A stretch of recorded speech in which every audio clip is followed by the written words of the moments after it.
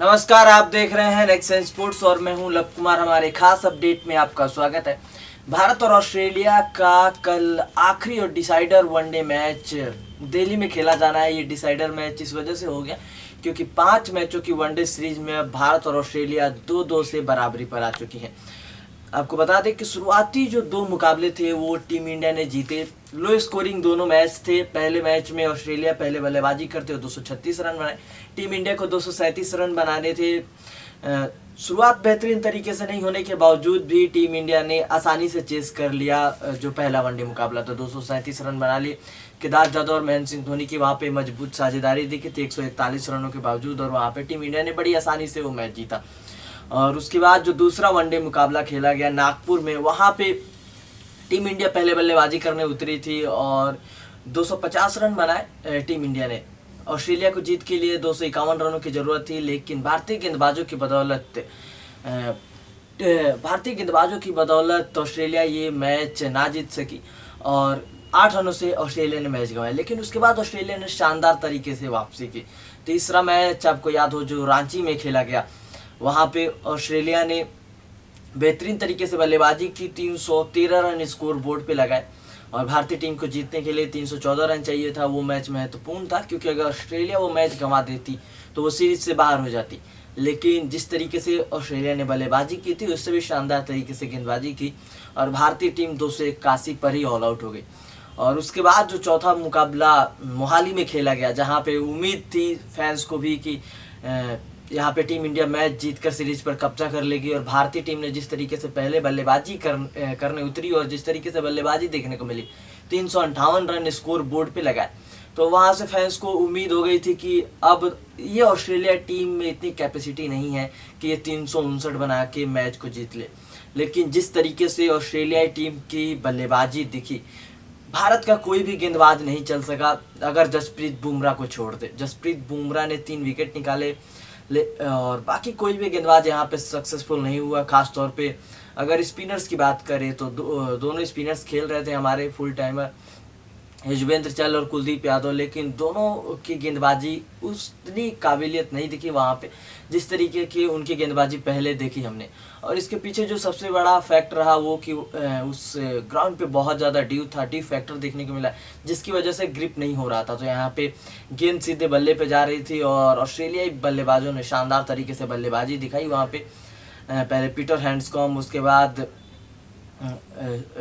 Aston टॉर्नर ने बेहतरीन बल्लेबाजी की, 84 रन बना के नाबाद भी रहे थे और ऑस्ट्रेलिया ने 2 ओवर शेष रहते ये मैच जीत लिया। अब कल का जो मुकाबला होना है वो बहुत ज़्यादा महत्वपूर्ण हो जाता है क्योंकि अगर ऑस्ट्रेलिया कल का मुकाबला जीत जाती है तो वो सीरीज जीत जाएगी। और पहले ऑस्ट्रेलिया ने T20 सीरीज जीता हुआ है, अब वो वनडे सीरीज भी जीत जाएगी। तो भारत जो वर्ल्ड कप की महत्वपूर्ण दावेदार, सबसे प्रबल दावेदार बताई जा रही थी, उस पर कहीं ना कहीं चोट लगेगी कि एक नौसिखिया टीम, क्योंकि डेविड वार्नर और स्टीव स्मिथ के बैन के बाद ऑस्ट्रेलिया टीम पूरी तरीके से लड़खड़ा गई थी, लगातार हार का सामना कर रही थी। वो टीम भारत में आकर उसी को उसके घर में हराती है तो भारत के लिए बहुत बड़ा झटका होगा।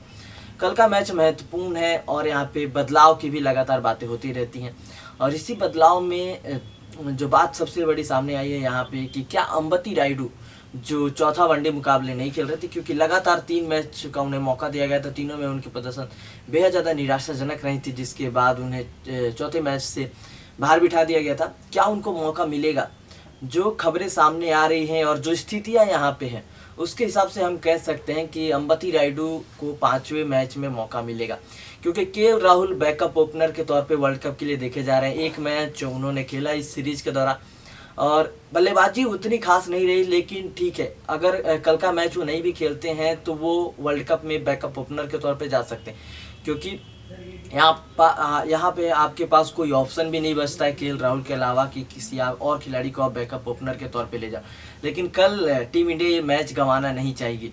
तो यहाँ पे विराट कोहली जो चौथे वनडे मुकाबले में चौथे नंबर पे खेल रहे थे और सिर्फ केएल राहुल की वजह से, क्योंकि दोनों ओपनर्स को आप नहीं बाहर करना चाहोगे, किसी भी ओपनर को, जो शिखर धवन और रोहित शर्मा है, दोनों ही शानदार फॉर्म में हैं। हमने चौथे वनडे में इनकी बल्लेबाजी देखी, तो दिल्ली में ये जोड़ी नहीं टूटने वाली है। और विराट कोहली चौथे नंबर पे आके कुछ खास नहीं किया, सिर्फ 7 रन बना के आउट हो गए। तो यहाँ पे अगर जीतना चाहते हैं तो विराट कोहली को तीसरे नंबर पे खेलने की ज़रूरत है, और इस वजह से केएल राहुल मैच से बाहर होंगे। लेकिन केएल राहुल चौथे नंबर पे अब नहीं खिला सकते उनको, तो चौथे नंबर पे मौके नहीं दे सकते कि केएल राहुल चौथे नंबर पे आके बल्लेबाजी करे। तो यहाँ पे ऑप्शन बचता है अंबती रायडू या फिर विजय शंकर।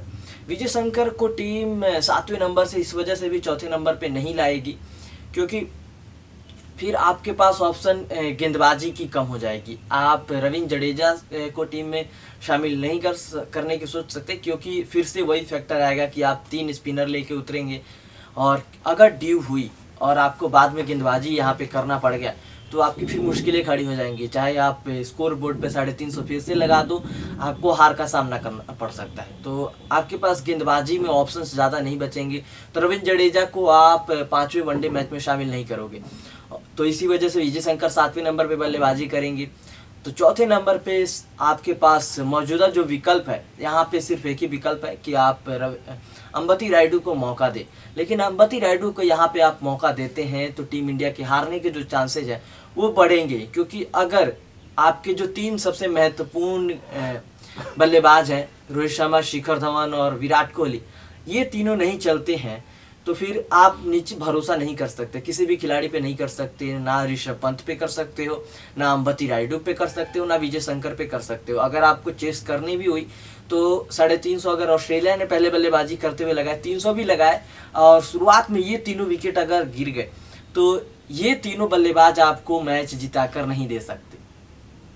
ये तीनों चारों बल्लेबाज आपको मैच जिताकर नहीं दे सकते। अगर बल्लेबाजी भी पहले करनी पड़ी, अगर शुरुआत में विकेट गिरते हैं तो स्कोर बोर्ड पे ज़्यादा रन्स नहीं लगा सकते। तो यहाँ पे टीम इंडिया बहुत बड़ी मुश्किल में फंस गई है।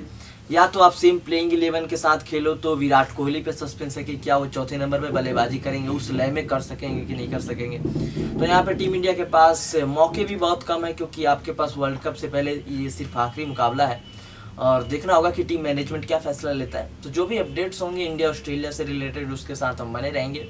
आप हमारे नेक्स्ट स्पोर्ट्स को सब्सक्राइब कर लें और साथ में बेल आइकन को दबाना ना भूलें। नमस्कार।